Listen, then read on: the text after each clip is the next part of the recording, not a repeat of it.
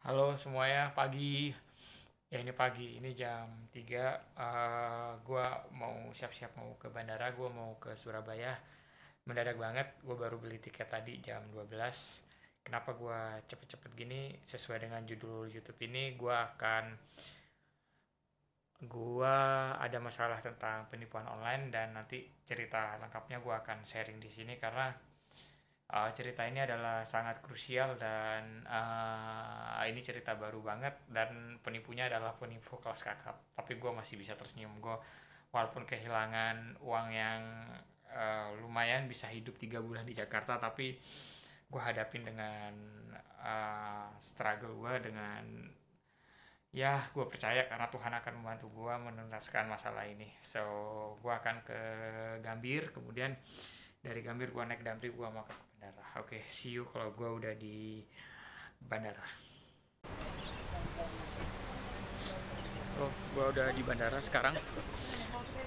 Sebenarnya gue udah web check in tadi, jadi harusnya gue udah langsung masuk, tapi boarding passnya boarding passnya belum gue print, jadi akhirnya kayaknya gue mesti check in lagi buat ngeprint boarding pass.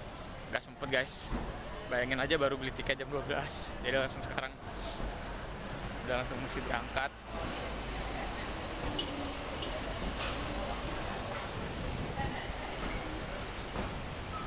Bilang gue akan menceritakan penipuan online yang sangat kelas kakap ini sehingga gue sampai harus terbang ke Surabaya saat ini juga. Jadi ceritanya gue menjual laptop, gue jual laptopnya di salah satu situs jual beli OLX, gue sebut aja nggak apa-apa. Dan pembelinya adalah orang di Surabaya. Dia mengaku sebagai pegawai bank yang ada di Surabaya. Dia sampai menunjukkan ID, KTP, SIM.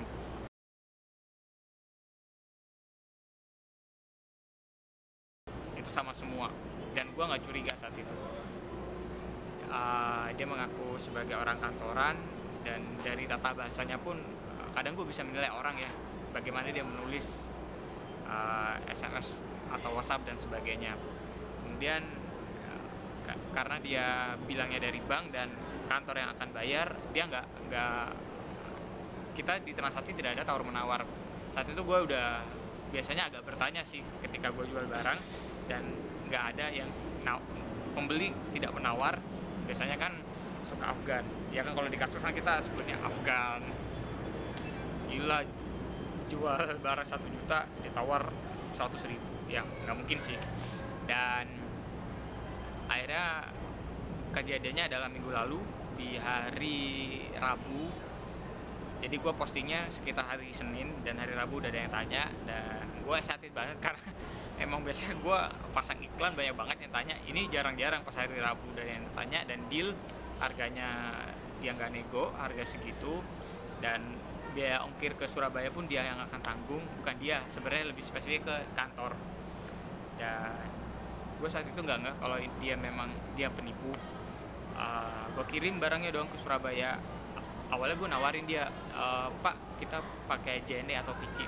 Dia nggak mau.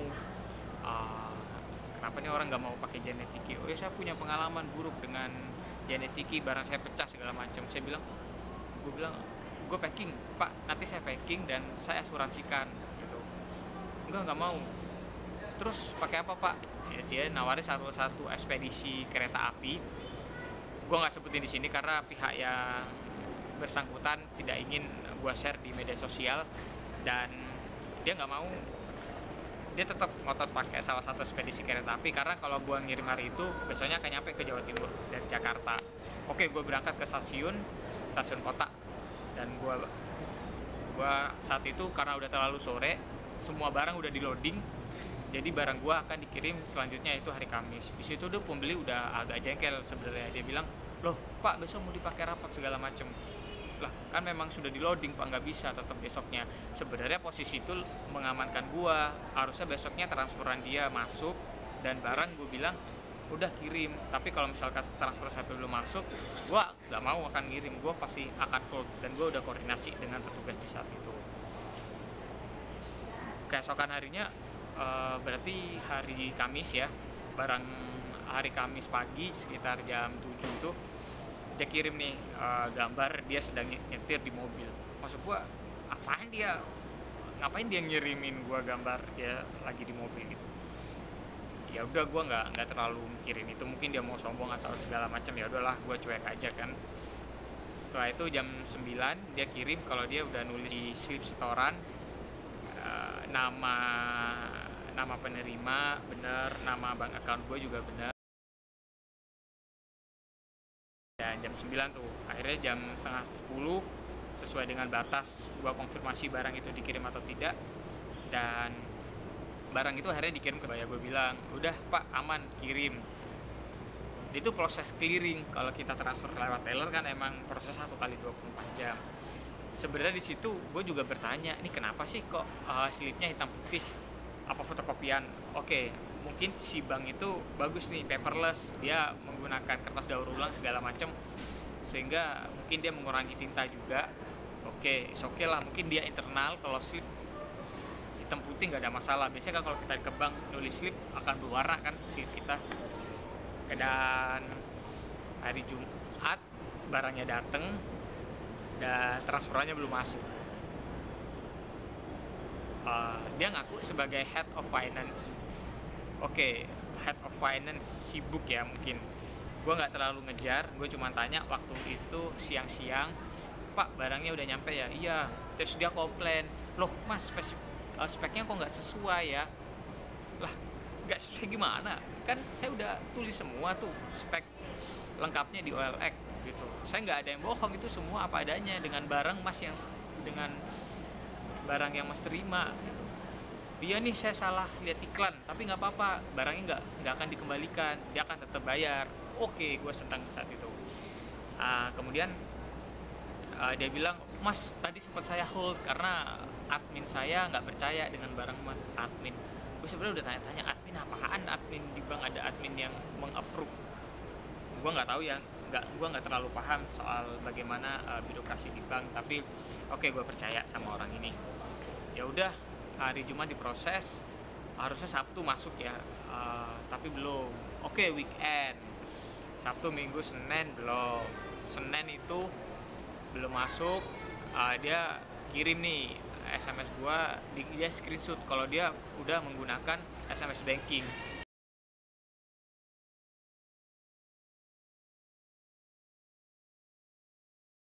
Tapi itu hasil editan. Gue pertama nggak nyadar kalau itu ternyata editan. Memang nggak diedit, tapi nomor kan kita kalau misalkan nerima SMS di atas tuh ada judul ya. Kalau misalkan ada di kontak kita, misalkan dari SMS dari Rani, akan tulis Rani.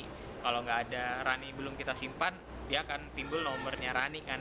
Di situ timbulnya nomor 99477. Gue karena nggak pakai BNI, gue nggak tahu SMS bankingnya gimana, feedbacknya dari server. Akhirnya oke, gue percaya saat itu. Pause, ada pengumuman. Dan Senin ya, Senin tuh saat itu dia jam 9 nih kirim. Gila lu, harusnya tuh SMS banking setahu gue harus real time kan, itu nggak real time. Oke mas, tunggu 1 jam. Ketika gue ada kegiatan, udah sampai gue lihat malam, belum masuk transferannya. Keesokan harinya gue tanyai lagi, dia seperti berbelit gitu, jadi dia nggak terlalu nanggepin kicauan gue. Pak gimana nih kalau belum masuk gitu, saya butuh banget. Ya itu memang gue butuh banget, gue jual laptop karena gue memang butuh uang. Dan sampai malam akhirnya terjadi, gue ditelepon dengan salah satu petugas ekspedisi tujuan gue ngirimnya kan dari Jakarta ke Kediri gitu. Kenapa ke Kediri? Karena yang gue bertransaksi dengan orang Surabaya bilang ini buat kantor yang di Kediri, make sense dong buat kantor cabang, mungkin buat percontohan segala macam. Oke. Setelah itu hari Selasa malam gue ditelepon sama orang yang ekspedisi yang bertanggung jawab di Kediri. Gue ditanya, mas tuh apa hubungannya dengan Johan? Johan ini adalah penerima yang gue tulis di resi. Johan siapa? Oh, Johan itu saya nggak kenal pak, itu saya bertransaksi dengan orang Surabaya mau ngirim buat Pak Johan di Kediri gitu. Ada apa Pak? Dia tanya. Tapi aman kan Pak? Karena saya tuh gue belum paham ini penipuan. Aman Pak, aman. Oh ya udah gitu. Dia matiin. Gue tanya, ada apa ya? Terus saya gue telepon lagi, Pak ada apa ya? Enggak Pak, yang orang bapak yang ngambil laptop bapak kemarin ngambil laptop kayaknya salah laptop, salah barang. Kayaknya nomor resinya sama atau gimana?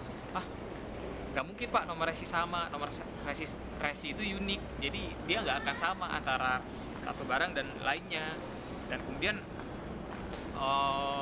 setelah itu gimana sih Pak kejadiannya? Iya Pak, jadi ada orang lagi ngirim dari Jakarta laptop yang ngambil orang yang sama dengan yang Bapak kirim, yang itu ngaku Johan ya. Terus iya harusnya itu barang memang dikirimkan untuk temennya, bukan untuk yang ngaku Pak Johan. Loh, kok bisa dikasih Pak? Iya dia tahu nomor resi dan dia buktikan SMS kalau dia disuruh ngambil barang gitu. Oh, tunggu, berarti ini modusnya penipuannya adalah motong kompas. Jadi dia mungkin tahu celah salah satu pengiriman ekspedisi melalui kereta, karena kita nggak harus menyerahkan fotokopi, tapi cukup menunjukkan SMS dan tahu nomor resi, kita udah bisa ngambil barang. Nah, gue di sini wah, jangan-jangan gue ditipu. Udah, gue sadar saat itu dan gue telepon lagi orang ekspedisinya, gue minta, Pak, tolong saya kasih nomor yang pengirimnya Jakarta. Iya Pak, saya di sini kebingungan. Orang yang ngirim kedua itu adalah sahabatnya Pak Jonan. Oh, sahabatnya Pak Jonan. Ya orang itu ketakutan dong, karena kan ekspedisi itu sangat berkaitan dengan PT KAI gitu. Kalau misalkan tahu juga, lu juga bisa nebak itu ekspedisi apa. Karena sahabatnya Pak Jonan, dia punya kuasa, dia bisa dong punya power mengurus segala macam kan. Karena gue di sini sebagai orang biasa, sebagai vlogger aja, orang yang bikin video di YouTube, ya gue nggak ada power di situ. Akhirnya gue dapat nomornya, gue telepon, gimana Pak kronologinya? Mirip, cuman kalau yang bapak ini dikirim untuk temennya tapi dipotong kompas. Kalau gue nggak ada temen di Kediri yang akan gue tuju, dan ini nggak dipotong kompas, emang penipu, ya udah dapat barang gue. Dia ngaku-ngaku sebagai orang lain, dia ngakunya sebagai orang lain, dia menunjukkan KTP, SIM dan ID bank orang lain ini sebenarnya korban, dia orang baik-baik. Gue juga sudah berkomunikasi dengan orang itu sampai akhirnya sekarang hari Jumat ya, hari Kamis tadi malam gue tuh ngecek iseng nyari barang gue, karena kan barang gue tuh masih langka di Indonesia, masih jarang yang punya. Gue lihat masih ada jual nggak sih kayak barang gue. Oh men, ada yang jual, orangnya posisinya di Sidoarjo. Langsung dong gue karena kan kemarin pagi gue sempet bikin laporan di Polda Metro Jaya, gue punya bukti laporan penipuan online. Dan malam itu gue komunikasi dengan yang sahabatnya Pak Jonan ini, sahabat salah satu orang yang berkuasa, salah satu menteri di Indonesia. Dan setelah itu gue cerita, loh Pak, kok barang saya ada yang jual di ini Sidoarjo, dan dia foto serial numbernya di dosbooknya. Saya masih ada faktur pembelian saya, dan saya lihat nomornya sama, itu pasti barang saya. Terus di situ saat gue udah langsung hubungin orang itu, pura-pura mau beli, dan gue minta gambar yang lebih jelas yang bisa gue zoom, bisa gue lihat.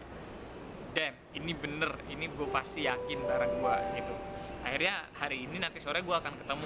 That's why makanya pagi ini gue akan terbang ke Surabaya, dan nanti gue akan koordinasi. Oke, lanjut. Dan tadi malam gue juga sempat ketemu dengan orang ya, sahabat salah satu menteri di Indonesia ini, dan kita berdiskusi gimana drama yang akan kita buat hari ini. Jadi gue udah gue ngajak temen gue di Surabaya untuk gue ngaku sebagai dia, dan nanti akan ketemu di Plaza Tunjungan Surabaya. Kemudian di situ sebelum itu kan sore gue ketemu, jadi nanti siang gue akan koordinasi dengan Polda yang ada di Surabaya. dan gue minta temeni karena sebenarnya gue pengennya nyelesain kekeluargaan. Yeah, I'm here to change the game up, I'm here to shuffle up the deck. You'll probably think I'm famous cause I got a blue check. I remember playing ball up in Montreal, Quebec. The richest people that I met, they said they really were from Czech. My sales pitch deadly, so you better consult. If I'm a rap, then I figure I would give it my all. Cause I could rock a 16 better than Paul Gasol. I'm like a pager with the shot, with a basketball. I got more love for the game, like Sanaa Lathan. My flow is game changing, like an audible from Peyton Manning. Good luck to my haters because success is taken.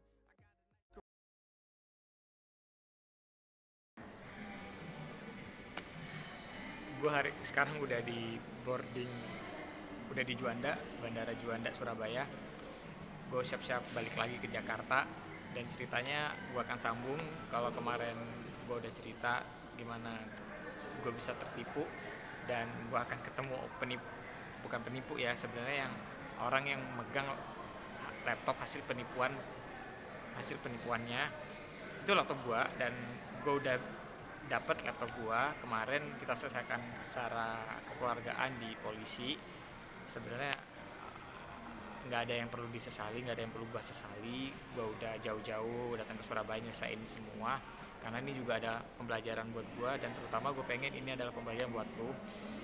Kalian semua bisa belajar dari pengalaman gua yang udah teledor ya. Gue bisa katakan gue ceroboh dalam transaksi online jual beli ya, walaupun ini adalah kejadian pertama selama gue 7 tahun jual beli online.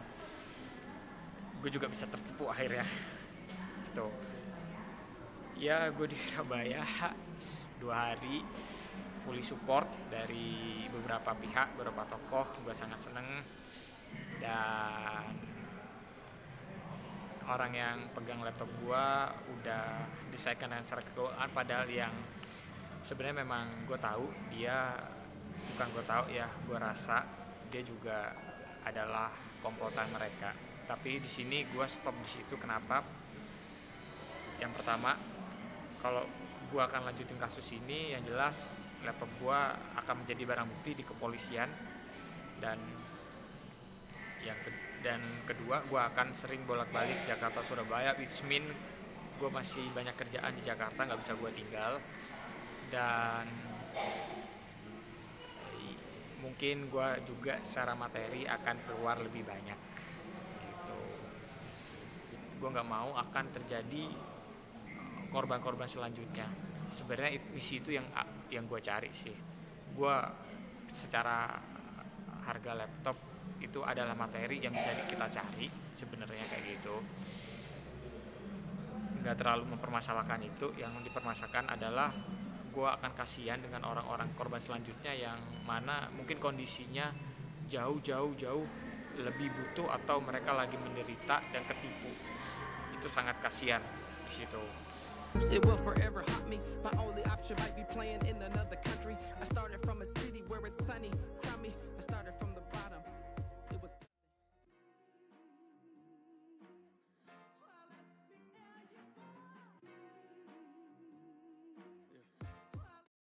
Gue udah di rumah sekarang, dan pesan gue kepada kalian, berhati-hatilah dalam transaksi online jual beli.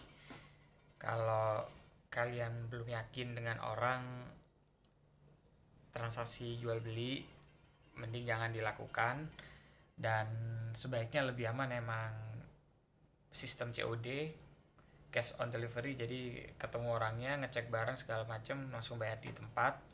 Dan usahakan ketemunya juga di tempat umum yang kira-kira itu menurut kalian itu aman banget, nggak bahaya. Itu udah sangat aman. Karena emang jujur gue dari dulu suka jual beli online dari 7 tahun lalu, karena emang harganya akan lebih murah daripada kita beli di toko. Dan ya wajar dong, secara perkembangan teknologi kita juga memanfaatkan itu. Ya itu bagus banget.